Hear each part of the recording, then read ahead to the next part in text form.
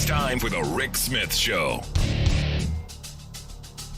Now, here is the voice of the working class, Rick Smith.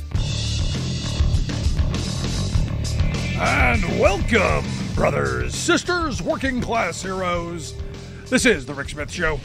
Thanks so much for being here today on the big program. Lots to get to, lots to talk about. I often say that we're fighting the battles of the good old days of the 80s and 90s, and not the 1980s and 90s. And recently, Bernie Sanders held a hearing on legislation that would bring to the U.S. a 32-hour work week.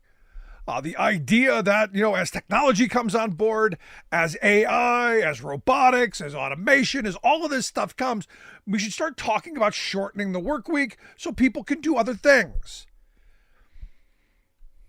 Wow.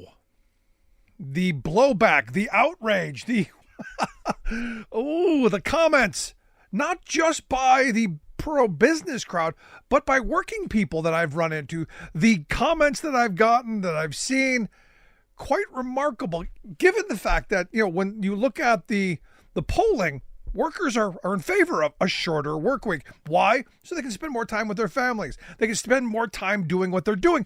And it got me thinking, this comment that I make quite often, that we're refighting or living through the good old days of the 80s and 90s and not the 1980s and 90s, alluding to the fact that we're kind of reliving the 1880s and 1890s, the Gilded Age, the robber baron era.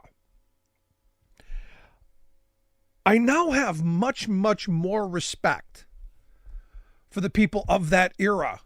Because understand, in this country, workers have always been, abused. Work from the typical workday used to be sun up to sundown.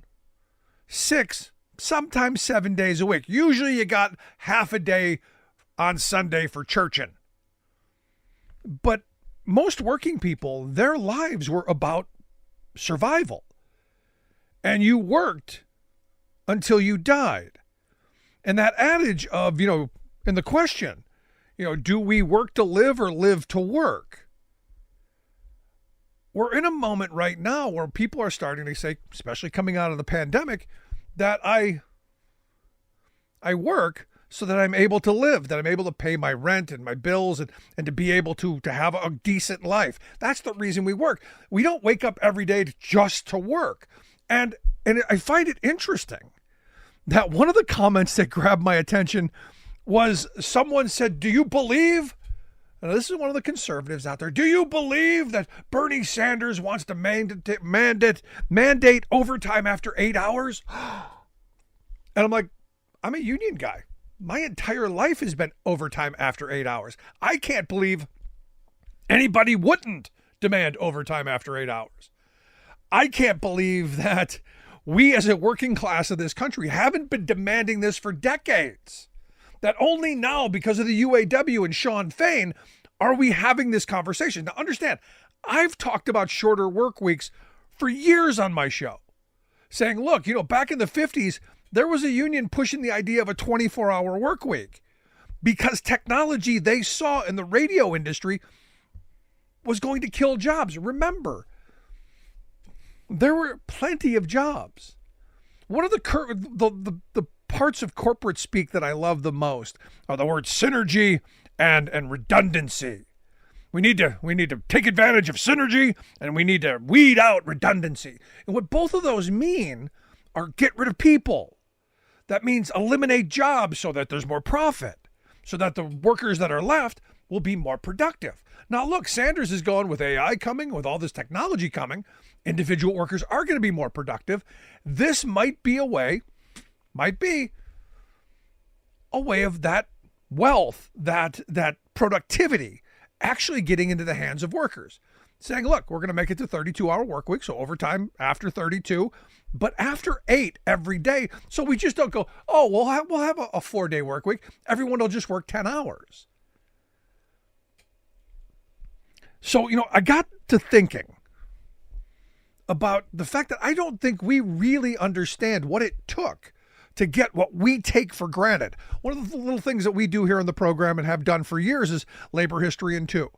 It's on about 70, 75 radio stations right now. It's one of the things that we play quite often on our radio affiliates. And it's 2 minutes of, hey, today in labor's history, this is what happened. And the 8-hour day was part of that. Because remember, in the 19th century, we're talking long, dangerous hours.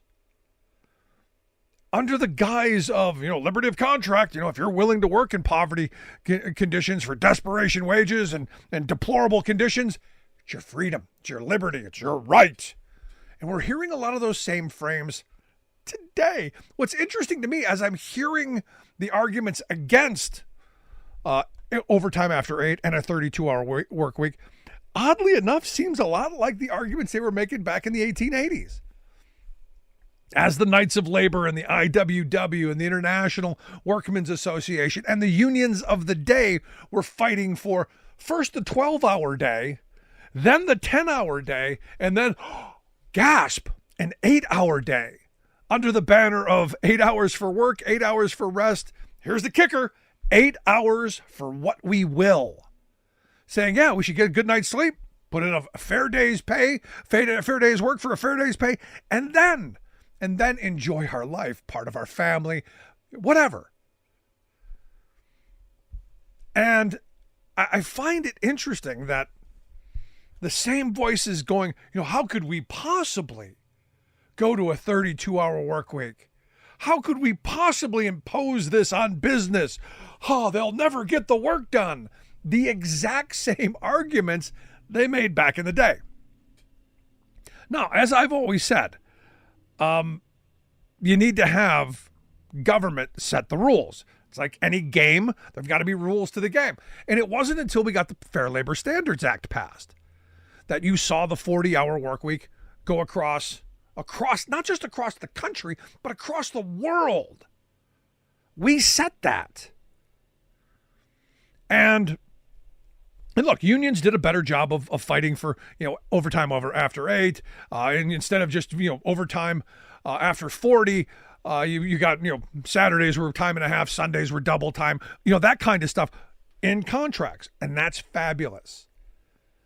What I also love is hearing the people who hate unions the most telling us that, well, unions should be able to negotiate this stuff for you.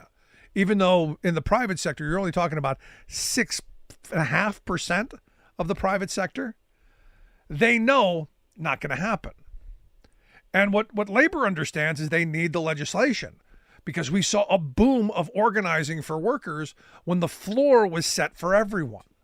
We saw a boom of organizing when there was legislation to help, which is why we need a push on the legislative front. But I look at this moment and I go, how did we get a working class that so identifies with corporate interests? How did we get a working class who, their parents, their grandparents lived through what was a difficult era, built the most prosperous working class in the history of humanity, and now having it taken from them, are not ready to fight? It's amazing.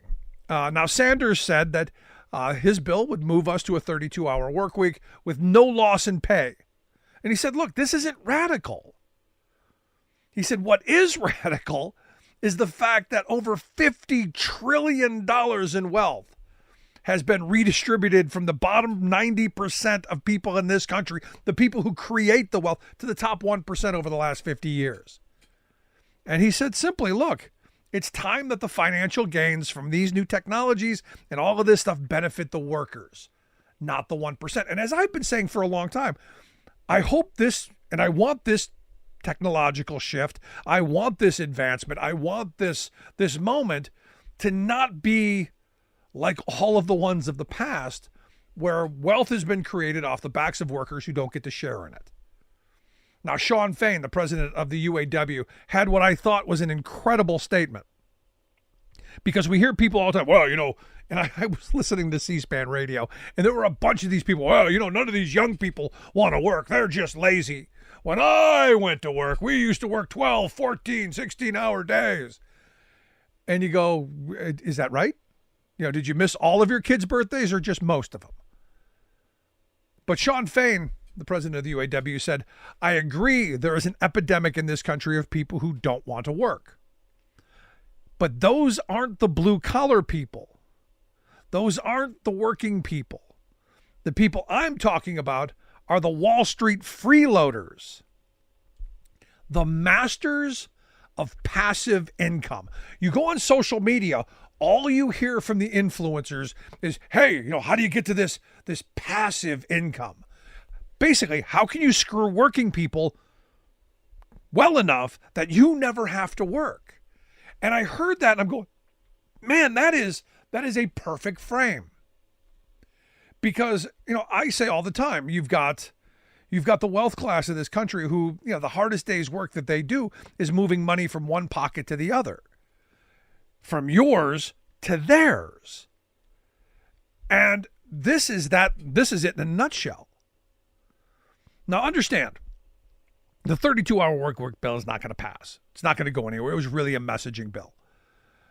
It's really to begin having the conversation and to get working people to start thinking it's possible to do something different. And look, I know we're stuck in our ways. We're afraid of change. How can we do 40 hours of work in 32 hours? Well, maybe you don't. Maybe that means that the wealth class, these big businesses are going to have to pay more people. We're going to have to do what past generations were able to do. Have people have jobs. Imagine that. Now, but what about mom and pop? Well, here's the reality. Business models have to change. And legislatively, you can make carve-outs. You can help small business. This could be a way to help small business while leveling the playing field a little bit. Maybe you say, okay, well, you get you get 35 hours or 38 hours. There's a way around this. But the idea that from the beginning, from our business class, no was the response right from the beginning. So the question I have, as this technology comes on board, and it's going to, who should benefit? Who should reap the rewards of the productive gains of massive automation and AI and robotics and all of that? Who should? Should it be the people who own the machines, the people who come up with the machines, or everyone all in between, and the workers as well? And to make sure that the workers don't take it on the chin again. The jobs we need to be creating are good jobs, family-sustaining wage jobs with benefits like health and retirement security, like opportunity for the future. That's what we need to be doing, folks. Want to hear your thoughts? Email me, rick@thericksmithshow.com. Right back. We are AFGE, the American Federation of Government Employees. We represent 700,000 federal and D.C. government workers who are the vital threads of the fabric of American life. We support our nation's military. We take care of our nation's veterans. We protect our nation's borders. We respond to our nation's crises and natural disasters. We provide services to our nation's seniors. The American Federation of Government Employees. We work for America. We are AFGE, the American Federation of Government Employees. We represent 700,000 federal and D.C. government workers who are the vital threads of the fabric of American life. We support our nation's military. We take care of our nation's veterans. We protect our nation's borders. We respond to our nation's crises and natural disasters. We provide services to our nation's seniors. The American Federation of Government Employees. We work for America.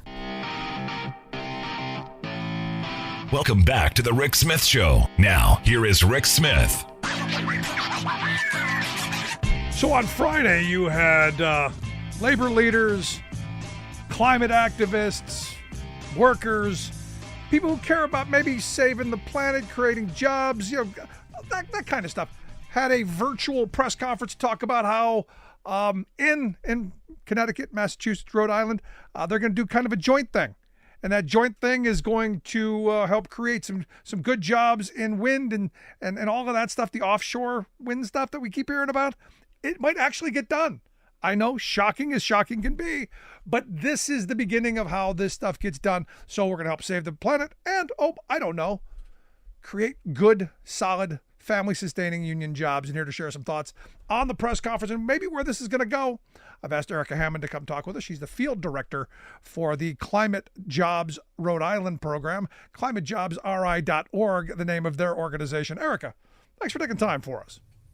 Absolutely. Thank you for having me. So walk me through. You had a bunch of, you had Liz Schuler out there from the National AFL-CIO. You had a lot of local labor folks, some other dignitaries. What happened? So on Friday, we had labor leaders representing hundreds of thousands of workers in both Rhode Island, Massachusetts, Connecticut, all came together with, like you said, the National AFL-CIO. President Schuler joined us. We had environmental advocates as well, all to unveil this pro-worker plan for New England's offshore wind industry. So it's aimed at creating good union jobs, advancing equity, and tackling the climate crisis all at the same time. No, and look, I don't know anyone who could complain about that, although I'm sure there will be. But on the jobs front, investing in the future of the country, investing in things that we clearly need. They should be good union jobs. They should have strong labor protections, should be done with a project labor agreement so that they make sure that there's a floor. Is that the kind of stuff you're talking about? Absolutely. So the labor leaders, not just the labor leaders, the environmental advocates as well, on this press conference called on developers to commit to strong labor standards and strong equity standards for offshore wind development coming to each of our states. So I'm not sure if viewers are familiar with what's been done already in both of our states, or all of our states, Massachusetts, Rhode Island, and Connecticut. But there's a first of its kind joint procurement to coordinate up to, I think, about 6 gigawatts of offshore wind. And leaders sent letters to 4 developers who we have reason to believe will be bidding on these projects or procurements. And they've outlined a suite of policies that the states and developers should commit to make sure that these jobs are all high quality union jobs. It's interesting you say that. How difficult was it to get Connecticut, Massachusetts, Rhode Island? I mean, they're all right there. How hard was it to get them on the same page to go, maybe we could go in on this together. Maybe the investments that we make, we scale up, we make bigger, and we all get the benefit. How hard do you think that has been? And or do you have a story on how hard it's been? Well, at least on our climate jobs front, that has been the easy part. Herding all the cats is what we say, is bringing everybody together. So we, back in January, had a joint meeting with labor leaders, environmental advocates from all of our state coalitions. So when I say state coalitions, I mean climate jobs coalitions in both Mass, Rhode Island, and Connecticut, with our national partners at Climate Jobs National Resource Center. We hosted an in-person meeting here in Rhode Island, which seemed fitting as the first, the birthplace of offshore wind in the U.S. with the Block Island Wind Farm. So we brought everyone together to say, if we're going to hold developers accountable to have these high labor standards, what would we want to see? And it was actually, we pulled in all of our labor, our building trades friends who have enormous amounts of work equity on these projects, our environmental advocates who have been advocating for moving offshore wind forward and taking bold climate action for years. And we just sat down and said, how do we make this happen? So that piece was the easy piece. Now making sure we hold developers accountable and bringing that message to each of our state governments, state agencies. Now that's the next piece, the tricky piece. No, I mean, the jobs part of this is amazing when you start thinking about the amount of steel that goes into this stuff, the kind of technical know-how that needs to be had by the workers who do this, and the potential, wages that can be earned. And also, for my small business friends, those increased wages that those workers are getting, those are your dollars. That's the money that they spend in your local businesses and help build the local community. So I don't actually see a downside to this. Now, I do have some conservative friends who listen to Donald Trump and say, the windmills kill birds and cause cancer or who knows what other crazy things we hear. But it doesn't sound like there's a downside to this for me. No, and honestly, the biggest piece, well, not the biggest, it's all important, it's all big, but one of the most important pieces that we want to see in this work is that those labor standards don't just happen for the construction piece. That's a huge piece of it, but we want to see it on the construction, operations, maintenance, supply chain, manufacturing, the transmission upgrades. Every single piece of this process, we want to make sure has strong labor standards because that's what keeps the jobs in the U.S. That's what keeps the jobs local. No, that's great. And look, it's great to talk about the jobs and rebuilding our infrastructure and all this. But, ultimately the whole idea of doing this, or maybe I'm wrong, but the whole idea of doing this is, maybe, I don't know, saving the planet, something, helping with the climate, helping create some energy that we can use that, I don't know. We don't need to burn the dirty stuff. Thoughts? Absolutely. So at least in New England, we are uniquely positioned for offshore wind. We're the perfect place for it. We have relatively shallow waters on our coastlines. We have some of the strongest winds in the world off of our coasts. This is the biggest climate action that we can take to meet our renewable energy goals. I know Rhode Island has our emissions reduction goals set by the Act on Climate in 2021. I know Massachusetts and Connecticut each have their own emissions reduction goals. We have renewable energy goals. We want to be making sure that we are producing renewable energy, local energy generation here. So we have major, I say ambitious, but yet incredibly necessary climate action that we've already planned on taking. No, and very doable. I mean, that's the thing. But here's the thing. One of the big knocks against wind, much like solar, the sun isn't always shining. Does the wind ever stop in your neck of the woods? Now, look, I've spent a lot of time in all of those states, up and down the eastern seaboard. So does the wind ever really stop?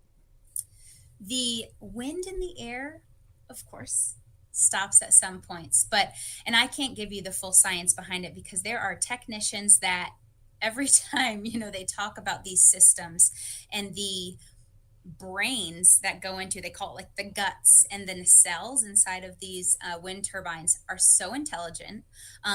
It's incredible really to see this technology at work. These turbines will pick up speed when they need it, when they're detecting certain wind speeds to pick up speed. They'll slow down if those wind speeds get too severe and too serious.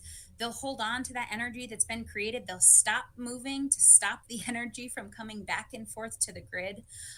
These are things that technicians and engineers and people far outside of my profession and wheelhouse have been thinking about for years. So I can't give you a great answer on that, but I know people who can. Well, I'm going to say, look, I've been to New England and the wind doesn't stop. So it's one of those things where that's the perfect place for it. Now, we've been talking about the jobs. We've been talking about saving the planet, all this stuff, and it all sounds like sunshine and rainbows.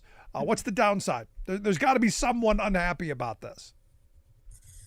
So for us, the only downside to this is if we don't take bold steps to make sure that this work happens here. There are, other countries that have been doing this for decades and have their own workforces that have been doing this for decades. We want to make sure that the work goes to our local communities, our local workforces. There's iron workers, painters, laborers, electricians, a number of trades, at least on the construction side, that have been doing similar work for decades. There's just now some added components of training that they need to be able to do the same work now out on the water. Tell me about your organization, Climate Jobs Rhode Island, and the website climatejobsri.org. How long you guys been doing this? How long is this organizing to get this whole thing put together? How long has this been going on? So, Climate Jobs Rhode Island just had its 3-year anniversary, which is exciting. We're a coalition of more than 30 labor, environmental, and community organizations that are all committed to working together to make sure that Rhode Island is a national leader in the development of a green economy. So, what that means, I guess, in normal language, and what that means in practice is that Rhode Island and the nation, as they map out their ambitious climate action plans, we want to make sure that each of those plans, whether it's reducing emissions, increasing our renewable energy supply, we want to make sure that workers and their families are at the center of that entire transition. We've had a number of successes in our short life, and I truly think that that's a testament to the broad coalition that we've had from the start, which we have representatives from labor unions and organizations that build, maintain our critical energy infrastructure. We have environmental advocates like Green Energy Consumers Alliance, the Nature Conservancy, the Audubon Society of Rhode Island, and a number of community partners and labor organizations like Força Laboral, who's an incredible labor organization that's been working to end worker exploitation for nearly 20 years now. They're an incredible, we have a lot of incredible people at our table. And the only way we get this done is if we put all of our heads together and figure out how we do it together, because we can't let the forces divide us. No, this is amazing. It's amazing to see, labor and climate and environmental groups coming together and saying, hey, we're gonna put together a package and move in a direction together. Are there other examples of this in other places of the country where you have this kind of coordination and cooperation to get something done, or is this kind of like a test case? So, at least in Rhode Island, we like to say that we are the best coalition. We really do have an incredible coalition where labor and environment's working together on many fronts. But no, they're joking aside, there's a great national organization, which is our national organization, Climate Jobs National Resource Center, that has been doing incredibly difficult work to make sure that the right people get in the rooms to form these coalitions in other states. So Massachusetts has a Climate Jobs Massachusetts. Connecticut has the Connecticut Roundtable on Climate and Jobs. There's a Climate Jobs in Maine, New York, Illinois, and there's many others that are popping up in other places too, or just in its infancy as well. So the goal would be to be in every state. Outstanding. And look, I'm looking forward to this. I see some of the dates that we need to be looking at. March 27th is evidently the bids are supposed to be in for the joint procurement. And then the selection of the winning bidder will be in August. So I'd love to have you come back and talk to us about how that went, and maybe start looking at how we make sure we hold them accountable and those jobs materialize and we begin to save the planet. I would love to be back. Thank you very much. Erica Hammond, I appreciate you taking time for us. Field Director for Climate Jobs Rhode Island. Make sure you check out the website, climatejobsri.org. We'll get links out on social media. You can take a look at that. What do you think? Invest in the future, create good jobs, have a sound economy. Sounds like utopia. Email me, rick@thericksmithshow.com. Back after this.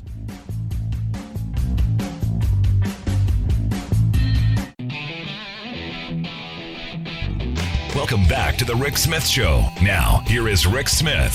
So, I don't know what it is about Alabama, but Alabama Senator Tommy Tuberville, the guy I call the dumbest guy in the U.S. Senate, although, you look at that Katie Britt, maybe the creepiest and the dumbest in the same state. What do you know? Evidently did a shindig in Utah on Friday. I was in Salt Lake. They had the Salt Lake Tribune reported that Tuberville had a stark warning for the 100 Utah Republican delegates who crowded into a warehouse, they write, to hear him speak.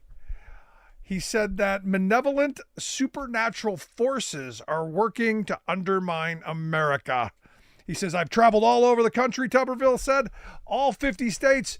I've been in good places and bad, and the one thing that I saw, we're losing our kids to a satanic cult. He says, we've lost our moral values across the country. We got to get them back to the Constitution. We've got to get back to the Bible. We've got to get back to God. Yeah. Supernatural forces coming for the children.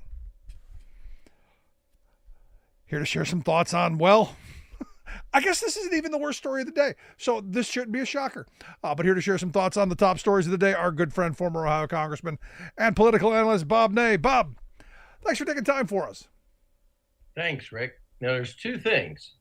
Watching Senate clips for the last 2 years, I think there is definitely demonic possession on the floor of the Senate. If you listen to some of the speeches, potentially the demon entered the body when the mouth opened up. Yeah, or maybe that's what happened to Katie Britt. Yeah, right. This kitchen has a Formica countertop, not marble, and it's not clean. Did you see the counter? I saw that there's a dish there. Yes. Yeah, I'm not trying to copy people. I do have a Fetterman hoodie on. Okay. Bipartisan. Kitchen, Republican, hoodie, Democrat. There you go. Look at that. We can Just take the country back to somewhere sane. But it's just like when these candidates say God told them to run. Yeah. Then if they don't win, was God pranking them? And see, that's what I've always said. You see these athletes, thanking God for scoring a touchdown. You never hear anyone blame God for fumbling. Right. Exactly. And this is the same kind of thing. I wish people would. Isn't that kind of a sin though, too? To claim. Yes. I guess it's that Catholic school upbringing. If you follow religion too, people say, well, they're going to hell. You're not God. You can't proclaim that if you believe in the religion anyway. But also, I think it would scare me to say that God is telling me how to vote or telling me to run or not. It would scare me to say that. Yeah, because, at the end, what if he didn't? What if you were just making it up? But hey, exactly. Crazier things have happened. And look, our politics are getting so extreme. I saw this story that I got to get your thought on because you spent a lot of time in Congress, sat through a lot of State of the Unions. Tom Emmer, the majority whip, Republican from Minnesota, saying maybe we reconsider inviting the president to come to give the State of the Union address. And this is one of those things where, I guess, if we start doing this, there'll be no partisanship. There'll be no anything. They'll just be, I don't know. I'm struggling with this. This to me was there's been several disappointing stories that have come out of D.C. in the last few years. This is one of them where you say, let's consider, and he's a member of the House, top member. Let's consider not inviting the president because we don't like his, quote, partisan speech. Now, Nancy Pelosi, for example, and I served with Nancy when she was minority leader. She knows how to run the system, et cetera. But something happened during when she became speaker again that I think if she could have had her way on it, it wouldn't have happened. And that was when the majority of the caucus pushed and pressured to get Marjorie Taylor, 3 names, censured or off of a committee or something. No matter how ignorant she is, I think removing people from a committee starts this whole precedent where she was able to come back and say, well, we need to now censure and remove Ilhan Omar from a committee because we don't like what she says about policies in the Mideast. Santos, 150,000% lying. Let me make that perfectly clear. But to say, well, he hasn't been through the trial system, let's throw him out. Again, these are all opinions. In today's America, now it's obviously prevailing in the House, and you can't disagree with somebody unless you pay a penalty. And the president is disagreeing. Obviously, Emmer is disagreeing with the president. And because he doesn't like the president's speech, let's just ban him next time. This all leads to authoritarian thinking. Yeah. And it's not good. It's censorship. It's not good. I don't care, which party it's happening with. But for the Republicans to say, another one was Senator Tom Cotton, who came out and said that, the military is not questioning enough people's loyalty to another country, not America, but to another country. Where is this headed? It's just not good. Yeah. Not good at all.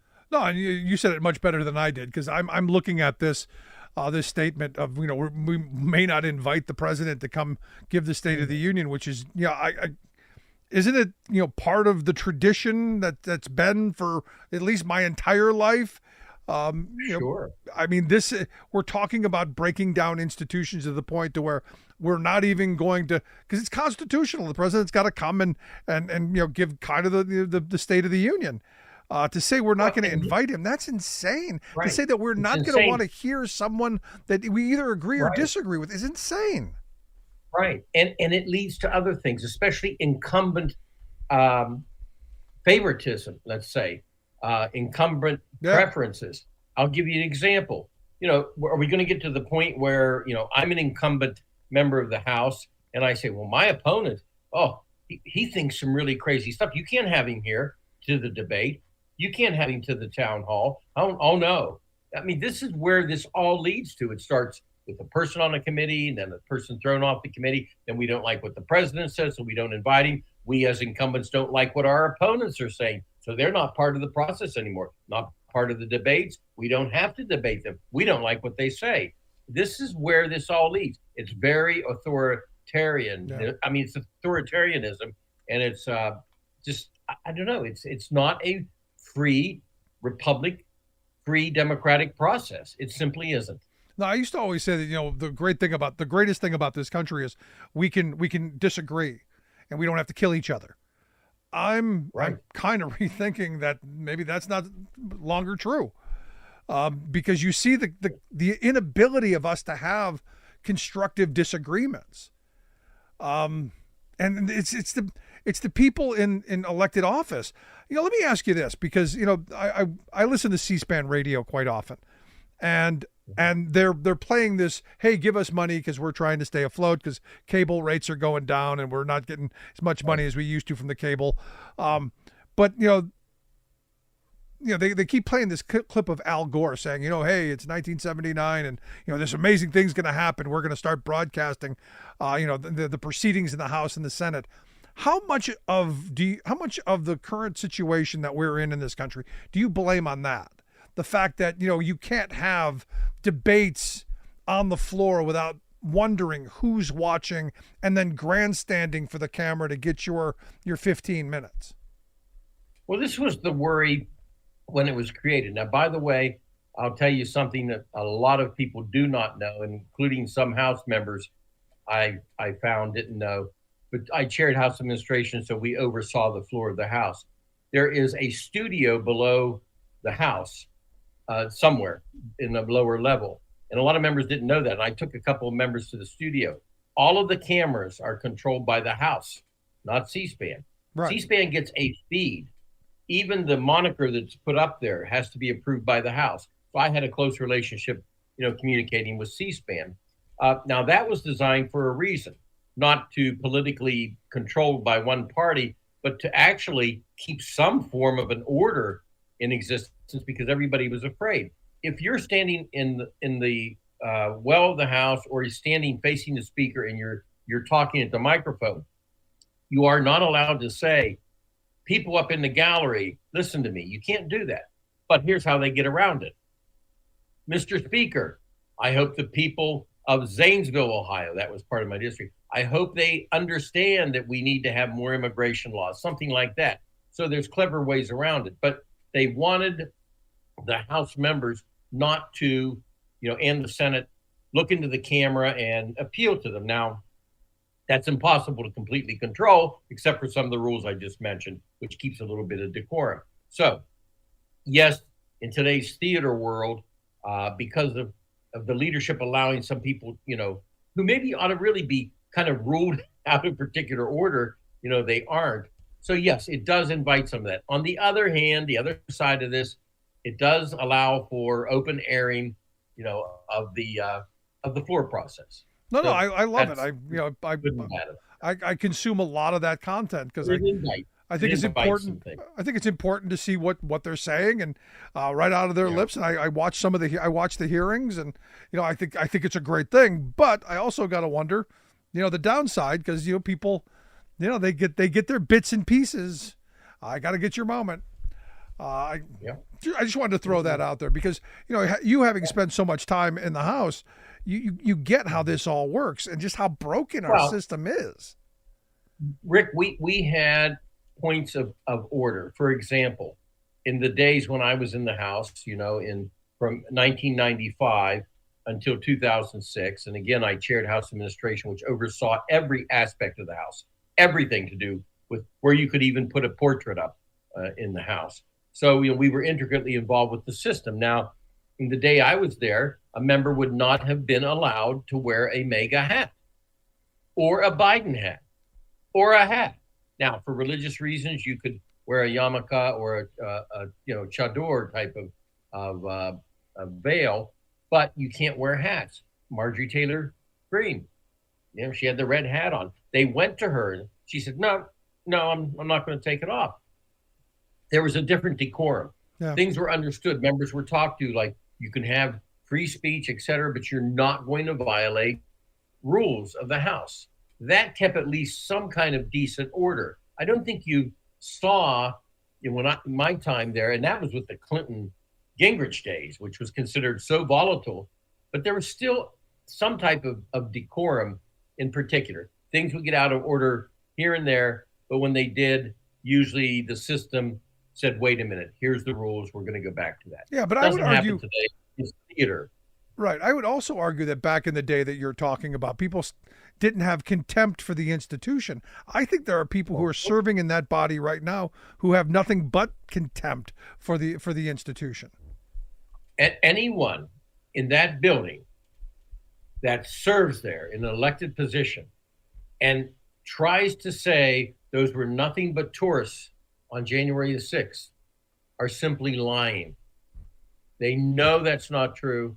They know there was destruction in the most magnificent place of a democracy, of the newest democracy on earth. They know that was wrong. So for anyone to be, and this is what baffles my mind, Republican or Democrat, but in this case the Republicans, to say they were nothing but tourists. They were innocent people. They didn't do anything destructive. Yeah. They did. They simply did.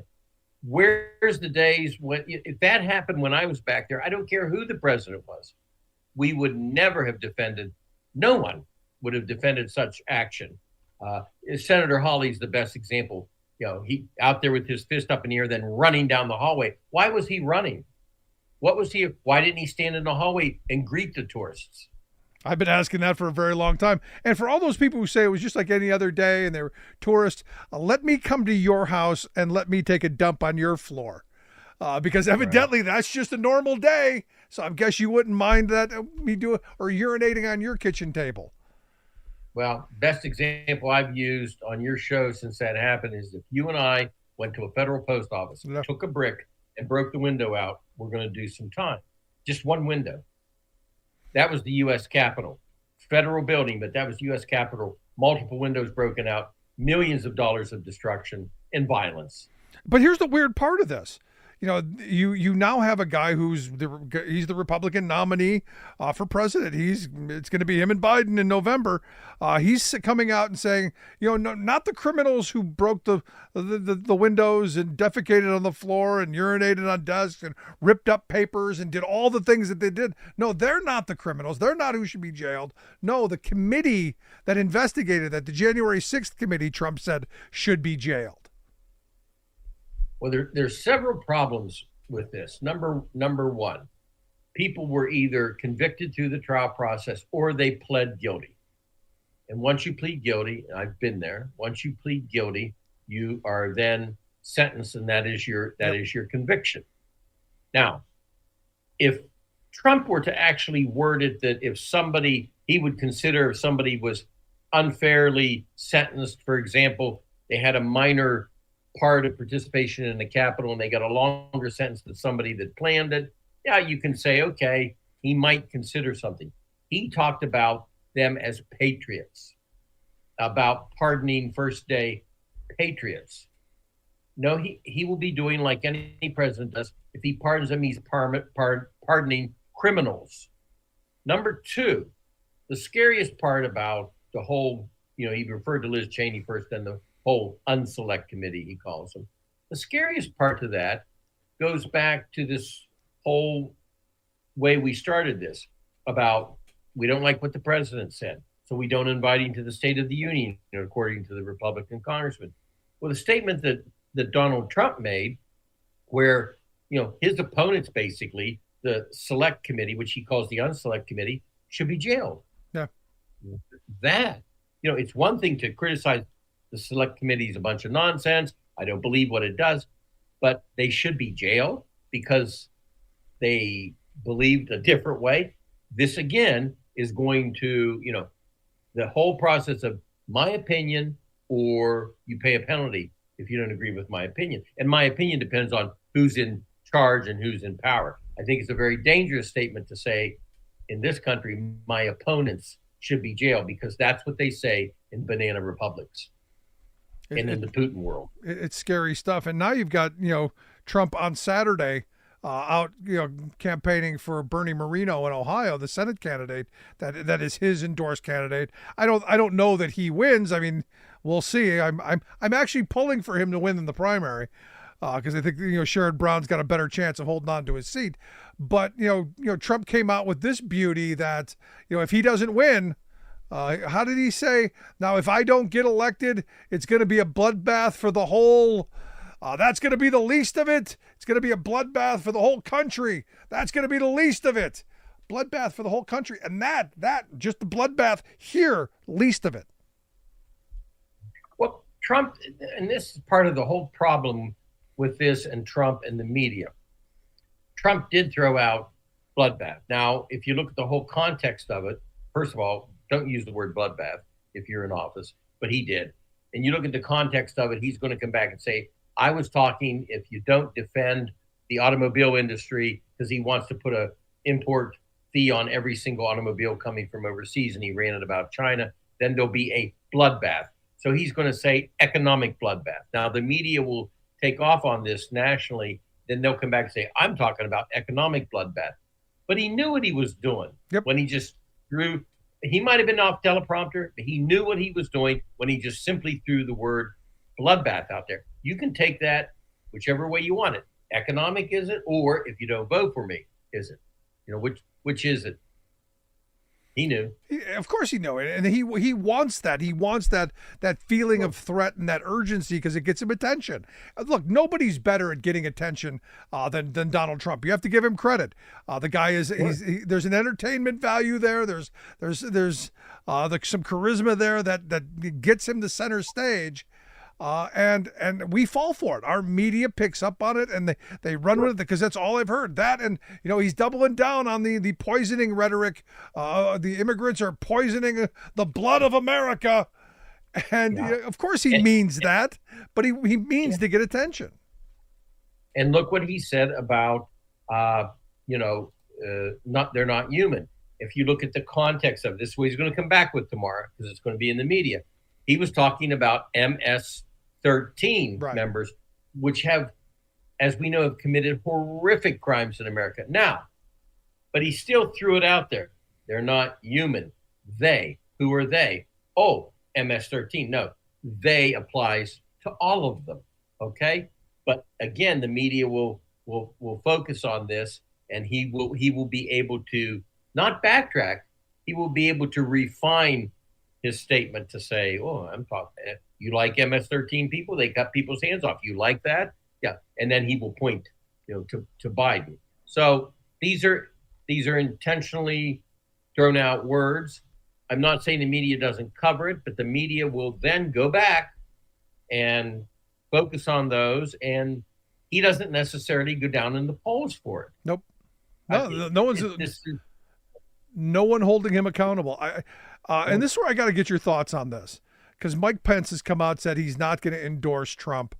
I got to tell you, this, for me, I'll be honest, for me, this is actually more courageous in my view than certifying the election on January 6th.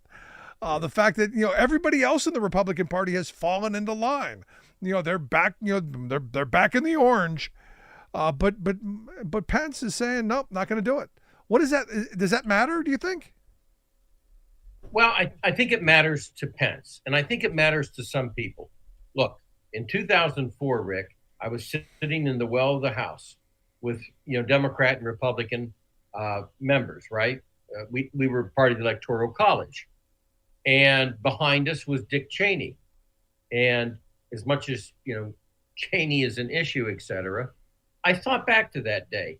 Wonder if somebody, President Bush, had said to Dick Cheney, you in the Electoral College, because I was down front part of it, you in the Electoral College, you can overturn this election. As tough as Dick Cheney can be and as controversial as he can be in the whole Iraq war, et cetera, Dick Cheney would have said, wait a minute, we can't do that. No vice president in their right minds would entertain doing that. And Pence was put in that position by Trump. On top of it, you have, people wanting to hang the vice president of the United States, and you had Trump saying he's down there, he's the one that can save this, knowing he couldn't. I think Pence probably for himself had to come out and say this for his own personal piece of history. And I'll go back to Ted Cruz. You'll relate to this. If somebody said something really bad about your wife and then said that your father tried to kill the president of the United States, would you endorse them? Ted Cruz did. Nope. Right? Never would have. I mean, there is a stopping point, is there not? I'm with you. And I think that Pence came to his stopping point. Yeah, no. But I still give him credit because everybody, literally everybody else has fallen in line, or they've resigned, or they're not running for re-election. I mean, it's been like the great resignation in Congress as well. But Bob, as always, great stuff. Appreciate the time. I look forward to talking to you again real soon. Thank you. Our good friend Bob Ney. Want to hear your thoughts? Email me, rick@thericksmithshow.com. Gonna take a quick break. Right back to wrap things up. Stick around.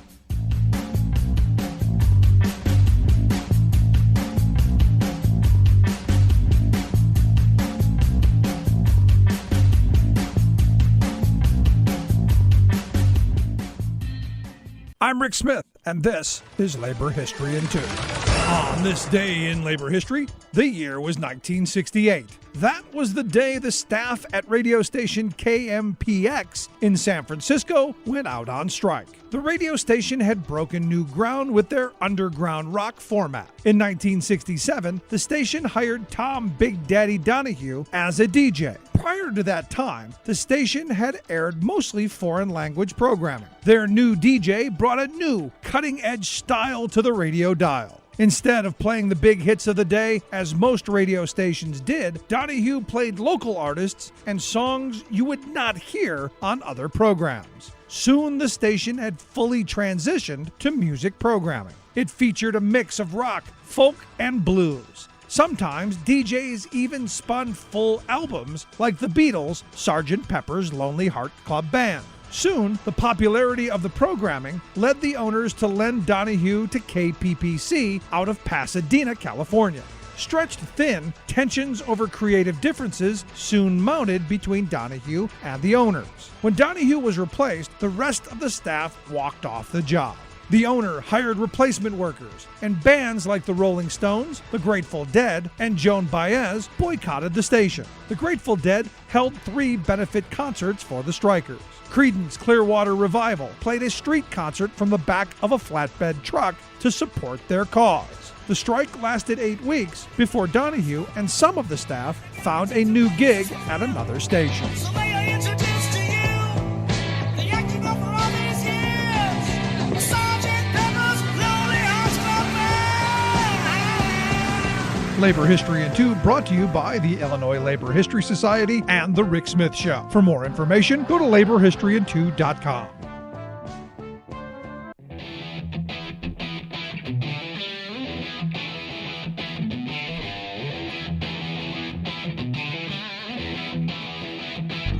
Welcome back to the Rick Smith Show. Now, here is Rick Smith.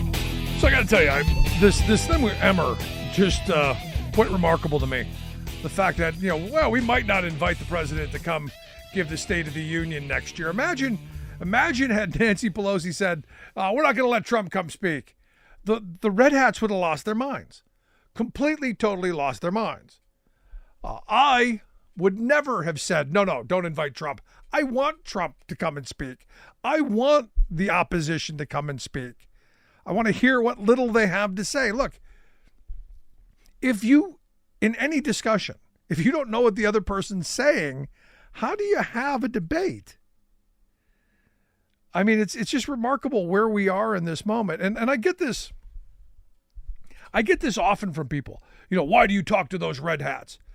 Well, I think it's important that we do. I think it's important to understand what their positions are, what their arguments are, what their hopes, fears, dreams, complaints are. I think that's important. I think it's important that we do that, at least the due diligence of hearing the opposition before we impose our ideas, and then defending our own, just as important. But to say, I'm a member of Congress and, I'm not going to let the president come speak, that's pretty remarkable. Pretty remarkable stuff. But hey, we're in remarkable times. Want to hear your thoughts? Email me, rick@thericksmithshow.com. If you miss any portion of the program, grab the podcast. Wherever you get your favorite podcast, you'll find ours. And as always, thanks so much for being here. We'll see you back here next time. You've been listening to The Rick Smith Show. Email Rick at rick@thericksmithshow.com. Until next time, this has been The Rick Smith Show, where working people come to talk.